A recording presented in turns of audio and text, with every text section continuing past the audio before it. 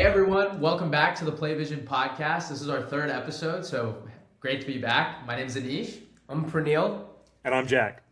Awesome. So we're really just going to kind of get right into it. Like a quick overview. We're definitely going to talk about things that have basically happened pre-All-Star break. So we're going to give out some award predictions that we have just based on the games that have already happened. And then we're going to transition into championship contenders for post-All-Star break. So guys, I think we should honestly just get right into it. Let's start with, really the MVP, at least again, since the All-Star break is kind of running. I'll kind of maybe let you guys start with one particular candidate that you guys want to talk about. Obviously, there's a bunch of guys that could be in this mix, but each of us will really say like one that we're a big fan of. And yeah, I'll let the floor be open to y'all. Jack, you want to start?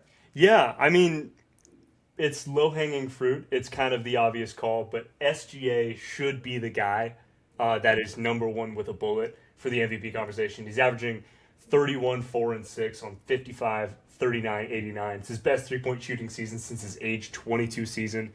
The foul grifter tab that he gets is just not really accurate. He's developed so much more as an outside shooter, as a mid-range shooter. He's not that kind of player anymore. And of course, he's leading the best team in the NBA to the best record in the NBA and is likely the captain of the eventual champions. We'll talk about the champions later, but to me, it's SGA. I mean, yeah, the argument's fair, but I think it has to be Jokic. I honestly could have easily seen the argument for Jokic last year, but I think this year he's leading the league in rebounds at 12.7, leading the league in assists at 10.2, and he averages 29 points per game. I mean, the Nuggets looked like a completely different team with him on the bench when he was injured, and Jokic is just the complete engine. He is a 7-footer with passing abilities as a 6'4" guy. I mean, we know how good he is. 3-time MVP, but I mean, last year was SGA's season, but I think this year it's got to be Jokic's season. Jokic is doing more with less, and that's been the story of Jokic the entire time that him and SGA have been against each other in the MVP race. But for me, it's got to be Nikola Jokic. I would never use stats to take down a great player because I think Jokic has been having such a great season. But the Nuggets were 10-6 without Jokic, with a +7 net rating. They were a good team. Not to take away from Jokic, but you take away SGA from that OKC offense, and what happens? I mean, Kason Wallace is running it. Not so great.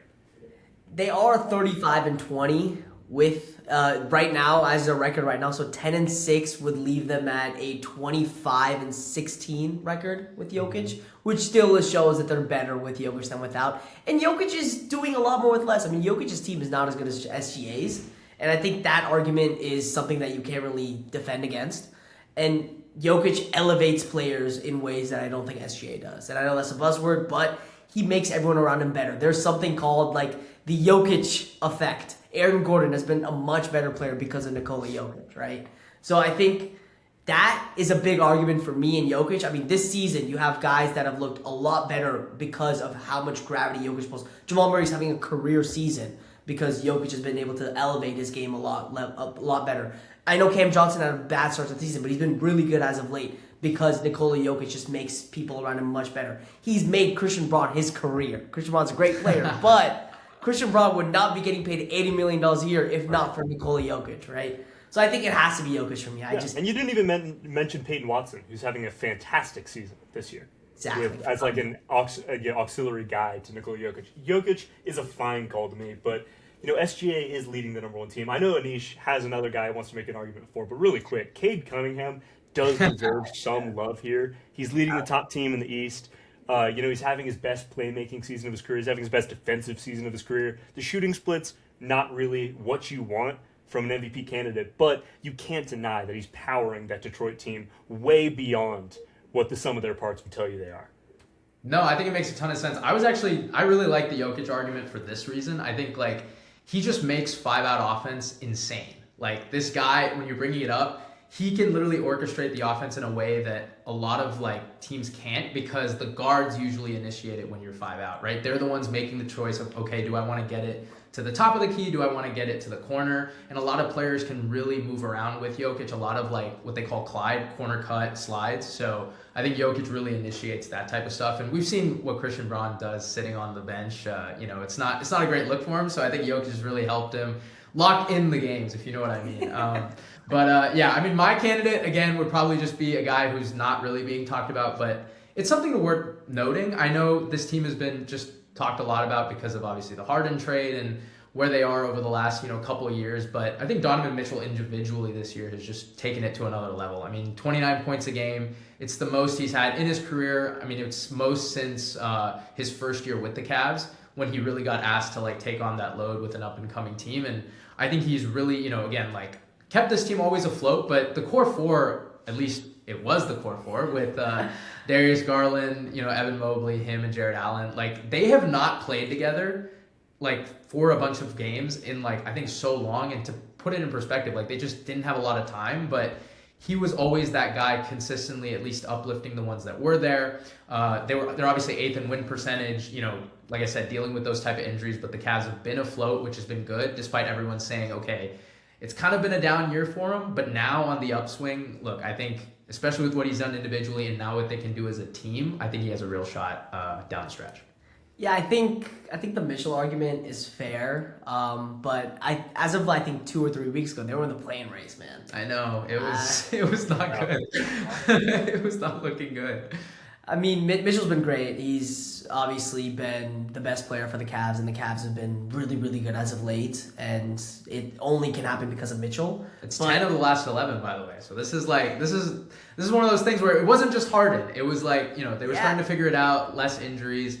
Again, maybe goes to some of the players who have taken a step forward, which we can talk about more. But yeah, I think if you are going to give the Mitchell argument, though, I'm going to have to give the Jaylen Brown argument. I think Brown has a very similar reason for why he's an MVP caliber player. He's been the engine for the Celtics. He's been the guy that stepped in with their injuries, with their roster changes, similar to Donovan Mitchell stepping in for the Celtics. But I think Brown has done it at a much better level, right? The Celtics are what, the 2 seed right now, 2 or 3 seed? Mm-hmm. And he's at 29.3, 6.9, 4.7 splits, higher than Mitchell. I think he's a better defender than Mitchell. And I mean, that entire Celtics structure as a team, they're a team that shoots a ton of jump shots. It doesn't exist without Jaylen Brown.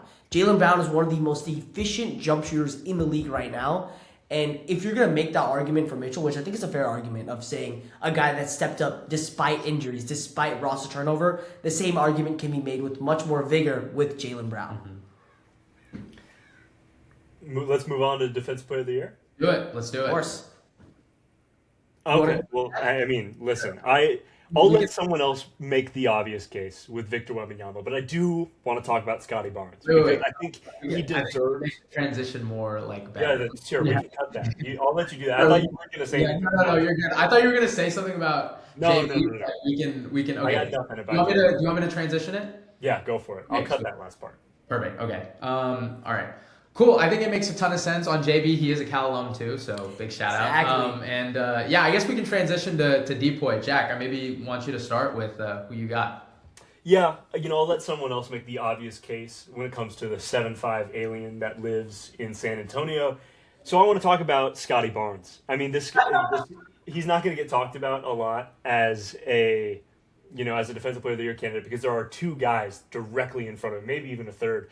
But when he is on the floor for the Toronto Raptors, they are just a vastly different team. They're one of the better defensive teams in the NBA. He is, carrying that team from the defensive end of the floor. It's very often, we talk about offensive engines all the time. We're going to talk about it later on in this podcast, but you don't hear about guys being called defensive engines. And that's really what Scotty Barnes is. He operates out of the center of the floor and impacts every part of the floor when it comes to defense. He's a great player, and he is powering the Raptors. Without him, maybe not even a play-in team.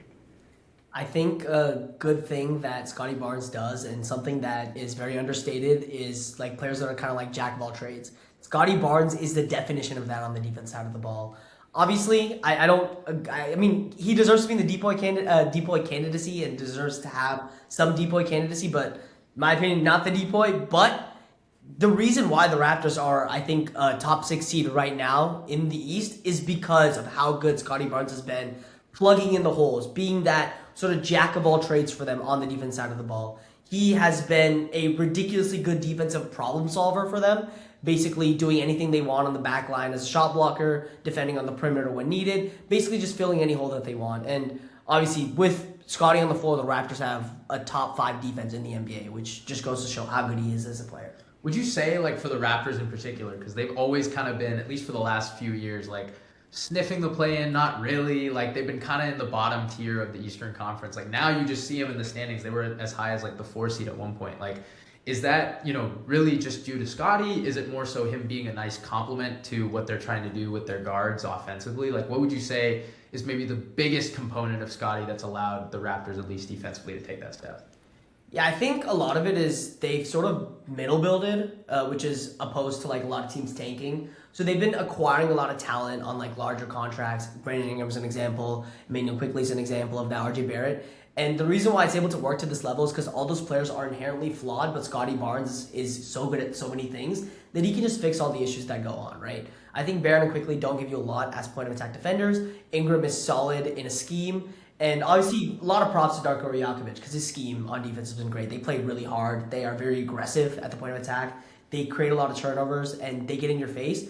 But it wouldn't work without Scotty Barnes sort of plugging the back line with his skill as being a super long athletic defender, super long athlete in general, and having high IQ, making the right plays. I think with Barnes there, you wouldn't be able to do what you have, and you wouldn't be able to make the build that you have. The Raptors have done for the last couple of years. It's only able to really occur and happen because of the type of player Scotty Barnes is on the back line.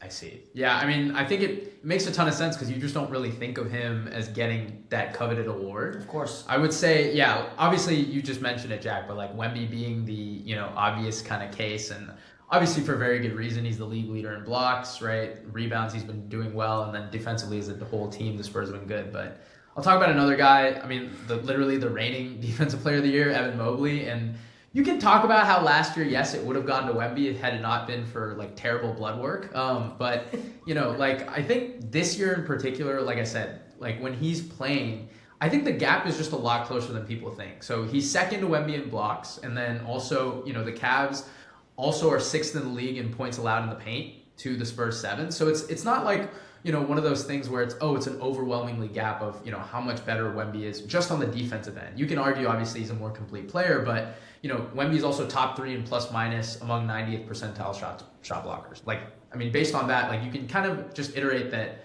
when he's on the floor, right, and the Cavs have always wanted to implement this Twin Towers look, like, he's one of those guys that can move a lot more, play a lot of, guarding that 1 through 5, and really, kind of setting up the pace for transition. So one of the arguments I wanted to make, just saying, hey, I know people make the argument it was a fluke DPOY, but I don't think it's as much of a fluke as people think. So yeah, I'll kind of say that. You want to go, Jack? To talk about who? Wemby? Sure. Let's just do a cut. Yeah, okay, we can cut. Do you want? Oh, yeah, I guess Jack. Because I'm good on defensive player of the year. Yeah, I wanted to hit it back with you because me and Anish just had like a pretty long one. It's fine. I think we can transition it to okay. Yeah. I'll talk about Wemby then real quick. Just in the interest of like time as well. Yeah. Okay. So we'll do. I'll talk about Wemby real quick and then we'll move on. Yeah. So just follow up on what I was saying with Wemby. So yeah. Yeah. I mean, what you said about Evan Mobley makes a lot of sense. Obviously, he's been very, very good, but in the same way, Wemby is the entire defensive system for San Antonio, right? I think them being 7th in points in the paint is a little bit misleading because players, when Wemby's on the court, don't even try to score in the paint. Whereas when he's off the court, obviously they're going to try to attack the paint because the Spurs don't have the best point of attack guys. I think Castle's a pretty good defender, but I don't think he's a magnificent point of attack defender. Fox lapses in and out with defensive effort, as obviously me and Jack can tell as being Kings fans. And I don't think Vassell's that great. They don't really have great wing defenders. There's a reason why Carter Bryant's playing a lot right now because he is one of the only wing defenders on the court. But there are plays when you watch the Spurs, people will attack the paint, notice Wemby's there, and make a beeline for the perimeter. And that type of defensive gravity does not exist in the NBA. And I think simply for that reason, simply for how he changes the entire calculus of the court, how he changes how teams approach offense, is why he should be the player for defensive player. He should be the defensive player of the year. He's averaging 2.7 blocks per game this season. But the reason why that's down from last year, yes, it's down. He was averaging 3.4 last year, is because teams have stopped trying to go at him in the paint. They just have stopped trying, right? So his rim deterrence and his ability to just limit attempts when he's on the court is a big reason why I think he needs to be the defensive player. He just changes how teams play. Totally agree. I mean, obviously, just a testament to his age too. Like he's literally younger than me. Like that's crazy to think about. But yeah, I guess we can transition it to Rookie of the Year. I mean, this one is again, it feels like a two-man race, but we got 3 candidates here that we probably want to talk about. So Jack, I'll let you kick it off. Again, I feel like you've been the one who's got like candidates that you just really like. So I mean, I'm the devil. I guess I'll be the devil's advocate guy. No, we love it. We love it. Which is fine. I'm about to talk about a rookie that impacts the game of basketball in a lot of winning ways that aren't necessarily scoring. So I should say, Pernille, as Kings fans, Zach LaVine out for the season. Which is true. So now let's talk about a player that actually impacts. That's true. I'm not doing a bit. I just heard that. Wow. Yeah. So now PlayVision podcast, man. Yeah, Zach out for the season. So now let's talk about a player that actually impacts winning basketball, and that's VJ Edgecombe. And he's doing it at a super young age right now. Obviously, when people talk about the Rookie of the Year race, they're going to be like, Cooper Flagg, he's averaging 28 points per game on like the last 10 games. Con Knippel shoots a 43% three-point shot in a crazy amount of attempts. But VJ Edgecombe is playmaking. He's playing great defense. He's rebounding. He's doing everything you want on offense on a team that is good. He doesn't. One of the biggest things that I liked about him coming out of the draft, going to Philadelphia, is that that's a team with established offensive weapons. They've got Tyrese Maxey. They've got Joel Embiid whenever he plays. They've got Paul George when he's not popping pills. But VJ Edgecombe, is filling in the gaps. He's learning how to be a role player when he has the tools to become a star. And I think this is going to be so valuable for him. And I wanted to shout him out because he has been like a great glue guy, which has been an incredible transition from when he was in college being the guy at Baylor. So shout out VJ Edgecombe. You're great. Ton of sense. I mean, honestly, like to start, he was having a really good start to the year, right? I think people were really just like, oh my God, like, yeah, like we did not expect this. And I think, and I got a chance to do a gratuitous Zach LaVine slam, which is, I always love doing that. It's my favorite thing. I've gotten to learn anytime you guys can, dog on the Kings, it's great for y'all. So hey, I mean, you broke the news to me. I didn't realize he was out for the season until you mentioned it. Yeah. Sources tell the PlayVision podcast. I would say the biggest Kings news I've heard all year is the game when they were playing the Pelicans earlier this week. Hey, and they showed out by losing by 20. No, they clutched up. They lost by 40. It was awesome. I was the greatest thing ever. Hey, I mean, we're talking about the Kings. We're talking about Rookie of the Year. Shout out Dylan Cardwell, man. That's a player. That's a real player. It's a real Absolutely. player. Great defender, great rebounder, really fun guy, really cool personality.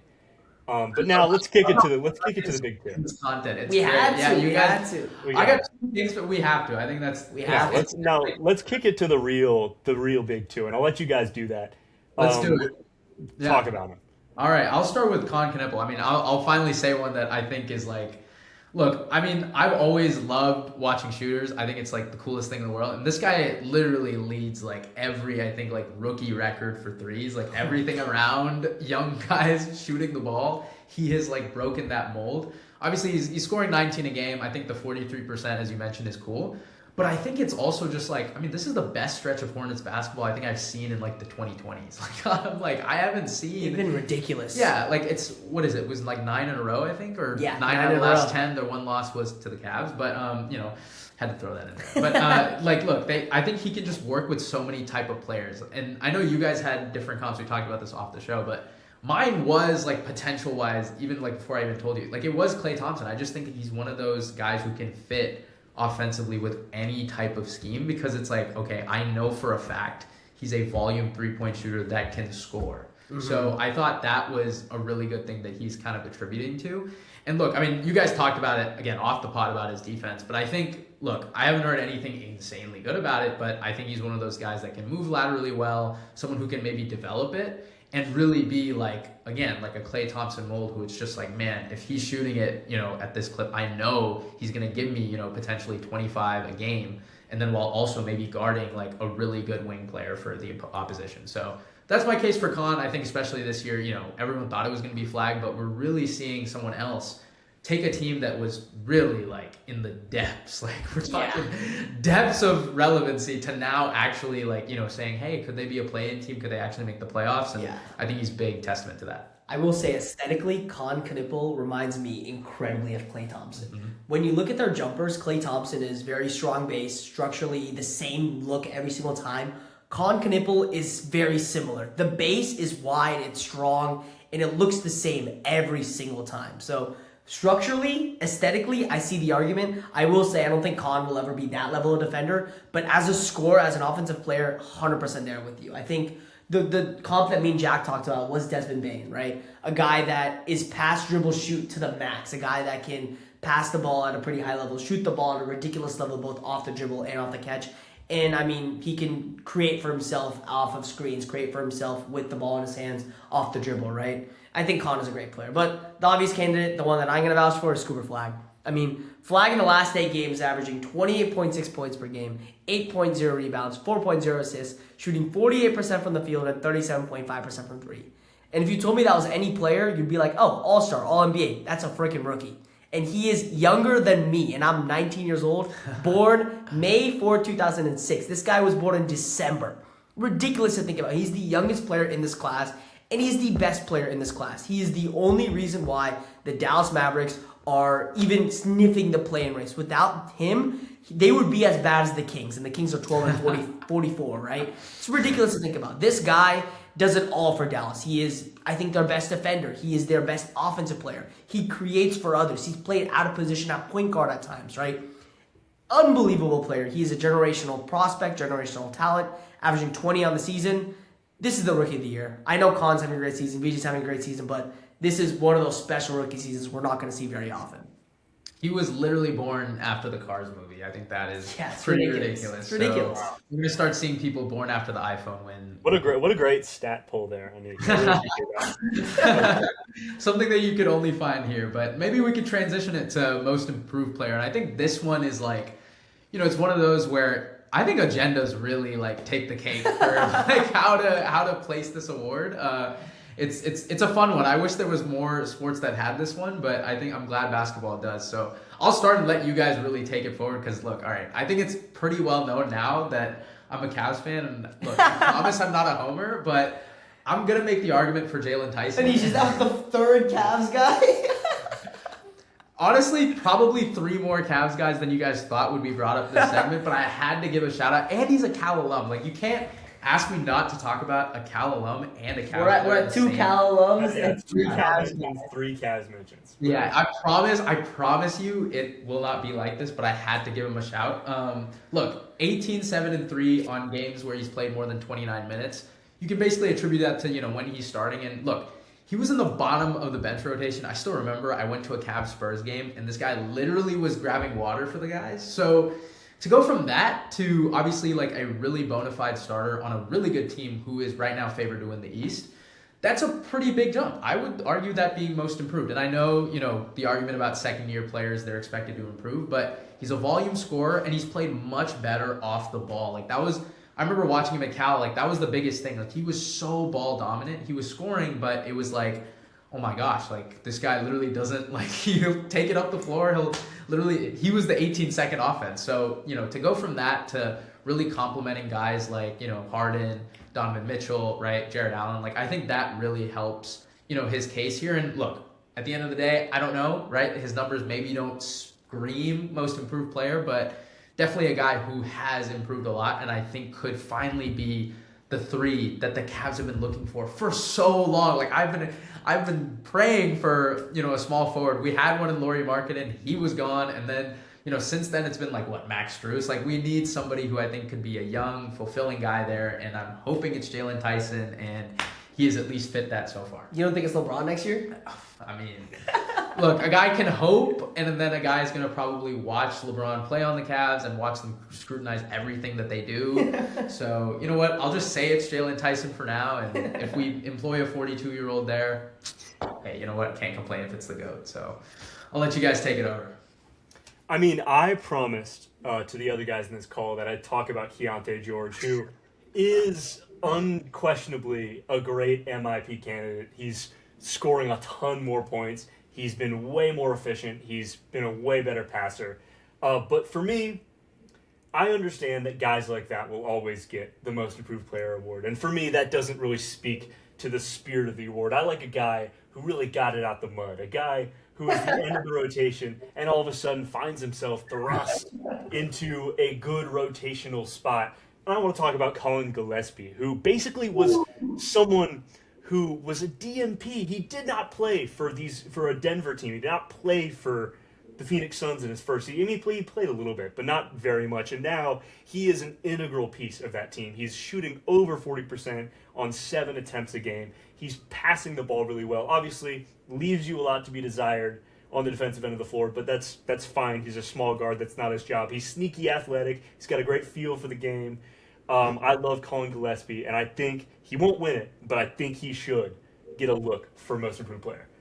Love to hear it. I'm going to make the same argument for another one of my guys, Anthony Black. That is my boy. I mean, Orlando Magic have not had a season as you'd expect. Paolo Banchero's taking a step back. Franz Wagner's injured. Justin Bain has been PB no J? PB no J. Let's not bring up slander names, because then we're going to talk about AT&T over there in Cleveland. Desmond Bain, not been what you expect, but Anthony Black has been a savior, or I can't even call it a savior because they haven't been that great, but has been the lone bright spot in a Magic team that has looked not great, right? I mean, a guy like Anthony Black is now averaging 16 points per game, 4 rebounds, 4 assists, shooting 45% from the field, almost 34% from 3, right? This is a guy that's improved year over year. Now he's taking on a bigger role. He's been, I think, like a frequent starter for them. With injuries, he's been starting more often. Traditionally, they had a plan to bring him off the bench, but he's been so freaking good on both sides of the ball. I mean, you have a guy that's a secondary ball handler, can pass the ball really well, great athlete, great cutter, ridiculously good shooter when he's hot. 34% doesn't speak to him, but he's improved a lot as the season gone along. And defensively, he's been a guy. 6'7", multi-positional. I mean, I'm the biggest Anthony Black fan there is. I wrote an article about him before he went in the NBA as a draft prospect. I went super in depth on him, but I think Anthony Black deserves a shout. He's been really, really good for the Orlando Magic. And as they go into more of a transitional period in the offseason, I think they're going to have to take a lot of looks at Paolo Banchero, take a lot of looks at them, Paolo Banchero and Franz Wagner as a duo. Anthony Black is the future. Anthony Black is 22. He's young. He's really, really good. He can be their future, I believe. Yeah. Anish, do you want to talk about a guy who's been a real emerging star, who's definitely an is-real candidate for DMIP? I mean, We'll cut that. We could briefly talk about, obviously, how he's like the favorite. I mean, Denny Avdia, I'm just going to... Look, I think he is... I mean, the Blazers, I don't know. Like, I think they're in this kind of rut, but he's one of those guys that has definitely improved since his time in Washington. I think he's averaging 25 a game. Look, his shooting numbers, they can definitely be better. I'm glad that we each got to say a guy that we think is not going to get as much recognition, because he has, obviously, with the whole All-Star thing and, like, you know, what everyone's been saying about that. So he probably is the favorite there. But, I mean, I was going to briefly touch on Keontae George and how, look, it's kind of like putting in a bunch of electrolytes. Like, you're trying to bulk and you put in a bunch of electrolytes and it's like, okay, like, this is going to help me. Oh my God, I'm going to be so great. Like, it feels a lot like empty calories in the sense that, like, look, cool scorer. He can get you a bucket if you need, but defensively, my God, like, it is, I mean, it's not great. And look, obviously we're just talking about the game. I probably could not be as good of a defender as him, but look, I'm not trying to win games for the Utah Jazz. So that way it's like, you know, I mean, you mentioned it, how they had to get Utah Jazz, not trying to win games either. Yeah, I guess so. So maybe, you know what? Maybe he is most improved for what they want him to be, right? Just an elite tanker. But look, I think he's definitely a great scorer, and he's a Baylor alum. I got some friends who went there. So shout out to the Baylor Bears. But yeah, I wanted to talk about a Cal Bear, so I'm glad I got to. But I think Keontae George is a good player, man. I'm a believer. The Jaren Jackson Jr., me and Jack talked about it in the second PlayVision episode. Check that out if you haven't. But I think he is he'll benefit a lot from JJJ and Walker Kessler and Lauri Markkanen all being on the same team. But I understand defensively, not there. It's a fair thing to say. He's not there yet. But yeah, I think the award will end up going to Denny Avdia. Obviously, we talked about guys that we wanted to talk about, because I think this one is the most that's probably wrapped up. It'll probably be Denny's at the end of the day. There we go. I think before we move on to our next segment, do you guys want to reveal where some of the stats were coming from or what the arguments were made? Because it's quite funny. So I'll let you guys maybe say it on my behalf. Go for it, Pernille. Yeah, I mean, we were here prepping for this for about an hour before we hopped on call. Everything that Anish said is from PlayVision.io, man. Everything was from the PlayVision player portal. We just dropped a new chat feature where you can essentially use large language models and our own personal database to use natural language to figure out different statistics and build cases for players. What we did here was we used our database, our data, to essentially build cases for guys like Jalen Tyson, Evan Mobley, Donovan Mitchell, right? A lot of the stats that Nish mentioned, including the one about Evan Mobley being, I didn't know where he got that from, that was from PlayVision. The one about Evan Mobley being top 3 in plus minus among 90% shot blockers is from PlayVision, right? It's a great, great tool.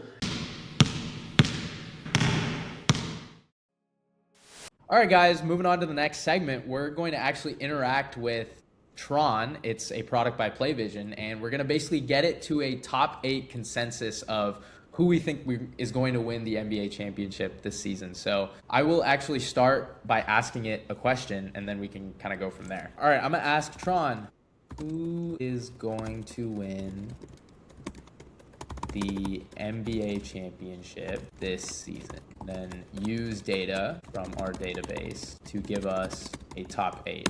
All right, cool. So it cooked up, and it's a really interesting top 8. So these guys are gonna all be like read and react to this list I give them. But so at 1 we got the Pistons, and then 2 we got the Thunder, 3 we got the Spurs, 4 we got the Celtics, 5 Knicks, 6 Nuggets, 7 Rockets, and 8 Cavs. And it says that the Thunder and the Celtics stand out because of their championship pedigree. So I'll let you guys maybe take it from there. What are initial thoughts? Pistons being at 1 is probably the one that I was like, whoa, interesting. But it does have the Spurs over the Celtics. So yeah, quick note there. I'm surprised that we don't have a Timberwolves mention, and I kind of expected the Lakers to find themselves there because, you know, they've got the star power. I wouldn't have put them in my top 8. I think when we get to what we want to get to, they won't be there. But I was kind of surprised it wasn't there. The Timberwolves, though, being axed in favor of the Rockets, I'm not sure I'm agreeing with that one. The Rockets have really struggled recently. Their offense just doesn't look cohesive. Well, we're going to have to work through Tron to filter them out. Yeah.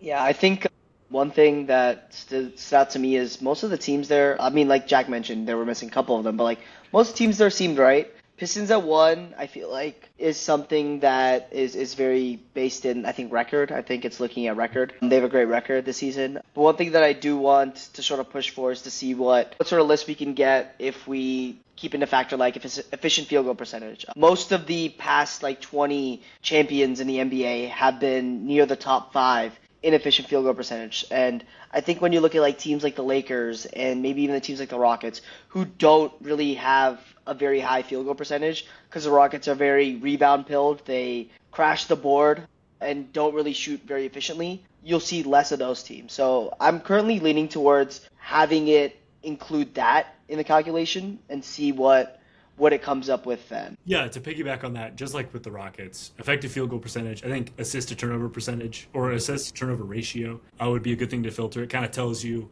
how like efficient and often, I don't want to say synergistic, that's such a buzzword, but it kind of is. You know, it just tells you how much an offense flows relative to the mistakes they make. And I think that's where we'll see the Rockets, who have really been missing Fred VanVleet all season, sort of fall off this list. And the Timberwolves, very strong assist to turnover ratio, despite not having a real point guard. Yeah, that's interesting to note. I think the biggest thing it mentioned is probably like these 8 are the top 4 seeds right now in both conferences. So it's probably like right now it's mentioning the win rate as well as the record. So it's probably taking a lot of that into account, which is why, you know, for instance, the top 2 seeds right now are the top 2. And like the Spurs are the 2nd seed, right? The Celtics, I think, are also there. So it might just be really heavily weighing, you know, win rate. So we can definitely ask it. I'll maybe do a next iteration and say, hey, you know, I think you're factoring in win rate too much. Let's now still factor that in, but also, you know, mention things like, as you mentioned, assist to turnover ratio and effective field goal percentage. So I'm going to ask that right now. And let's say,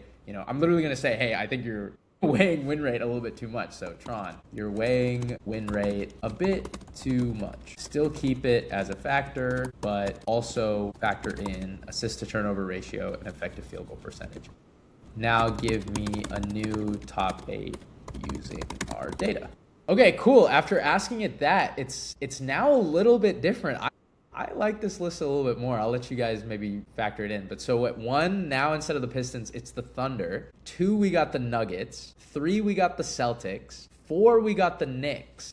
5 is the Cavs. 6 is the Spurs. 7 is the Pistons. So 1 to 7 is a crazy drop. And then 8 is your Timberwolves. So Wow.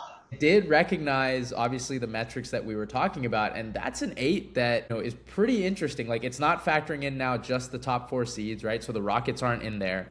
The Pistons, despite being the 1 seed in the East, are all the way down at 7. So it is definitely factoring in things, that are more responsive to what we want. So I'll let you, take it from there. I mean, obviously, happy to go over the list again, but it's definitely looking better than what I thought the first time around. What is the justification for the Knicks? Yeah, so the Knicks, it says it's a high-volume offense with smart ball management, and it really highlights, again, their net rating, effective field goal percentage, as well as their excellent assist-to-turnover ratio. It says it's really good. The best one on the list seems to be actually the Nuggets, but the Knicks is right up there. Makes sense. So I think that's why it's putting it at 4. Yeah, I mean, yeah, it makes sense. I think that was the exact list of 8 of teams that I was thinking of personally. I find it interesting that the Knicks up there, I didn't personally know that the Knicks had the combination of the 366 we had, they were higher up than the other teams. I'm assuming that's what's going on in the background.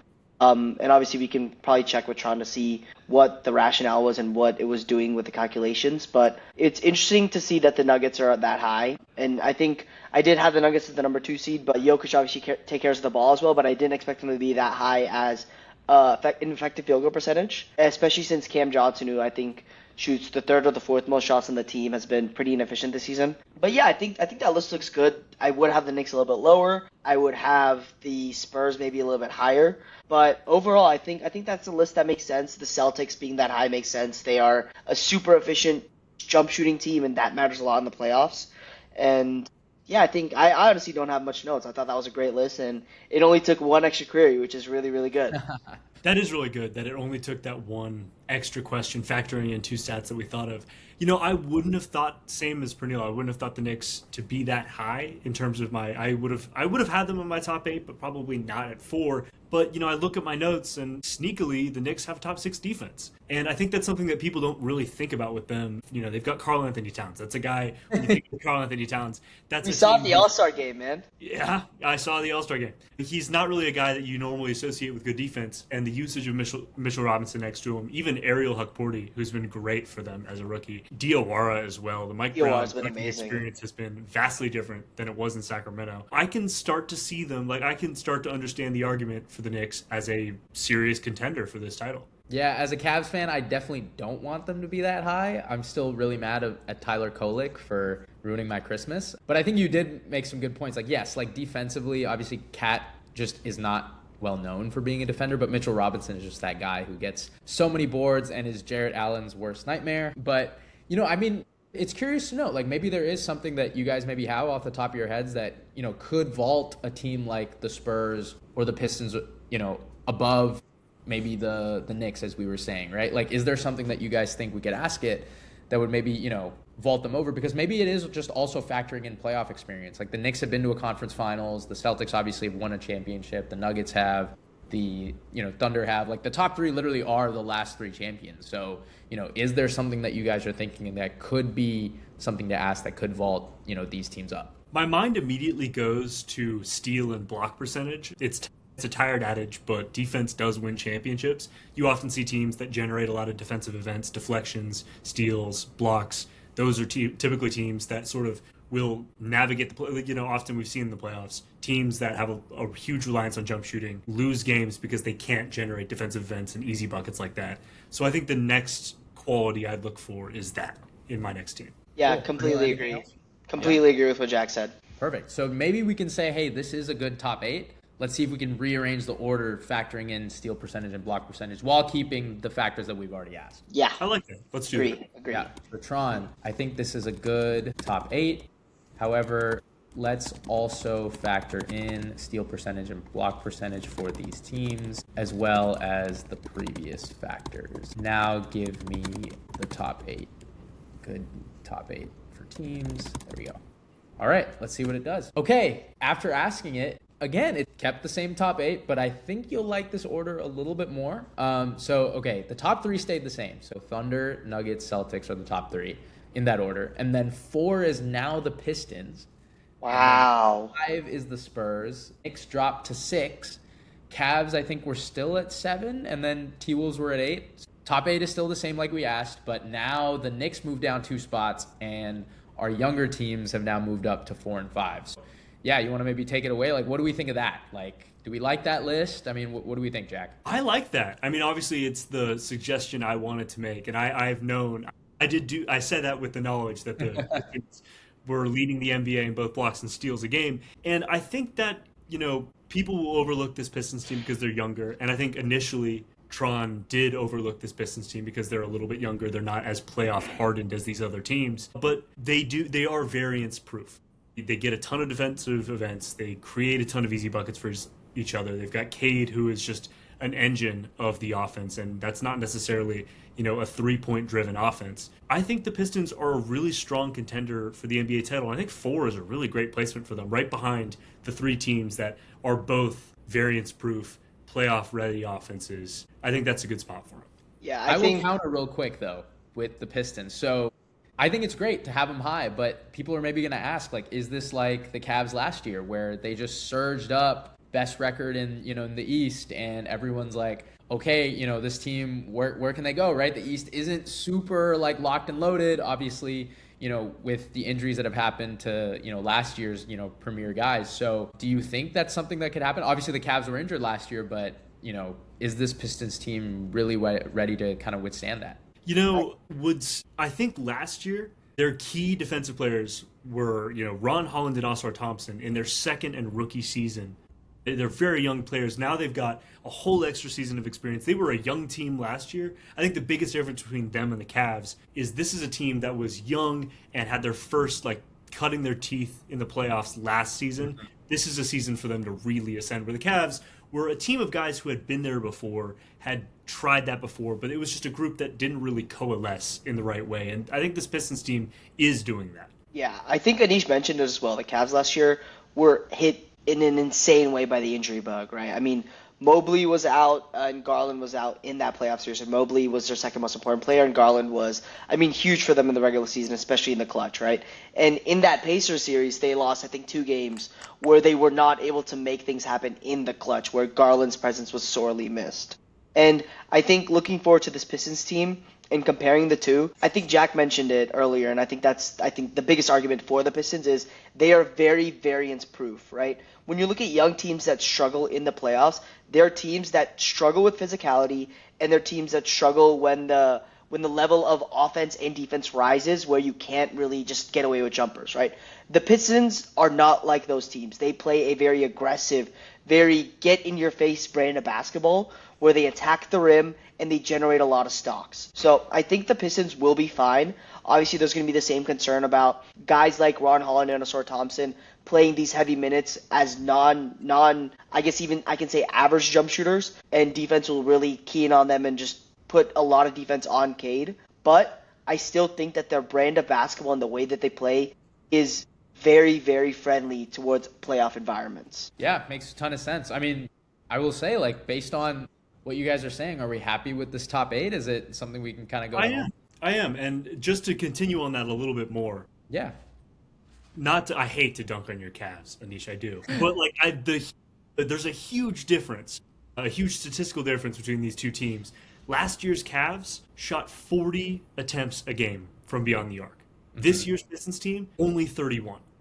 That's a huge difference. Wow. And there's still that same level of offense, but it's a style of offense that works, that it's more conducive to a playoff environment. I agree. Yeah, I think it's more physical, right? It's less enduring on, okay, you kind of live and die by your outside shot. And obviously, guys like Max Strus, who came back and was just like, okay, let's lock in, went 0 for 9 in, an elimination game. It wasn't great. It was one of those things where if you're relying on one particular asset, especially with not having your main guys who can do a bunch of things, it's bad. But, we saw it last year with the Pistons.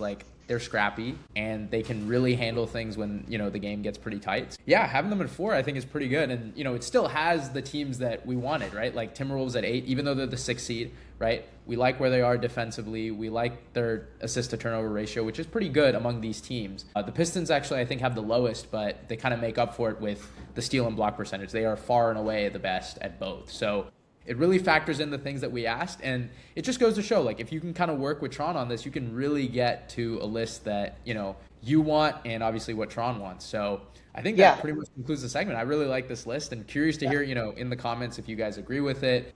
Any team that we left out. Obviously, we didn't talk about some of the bigger names with KD and LeBron, but, these are the teams that I think can make a real shout in this year's playoffs. Completely agree. Yeah, I agree. I love these placements. Perfect. Yeah. Well, thank you guys so much for watching, and stay tuned.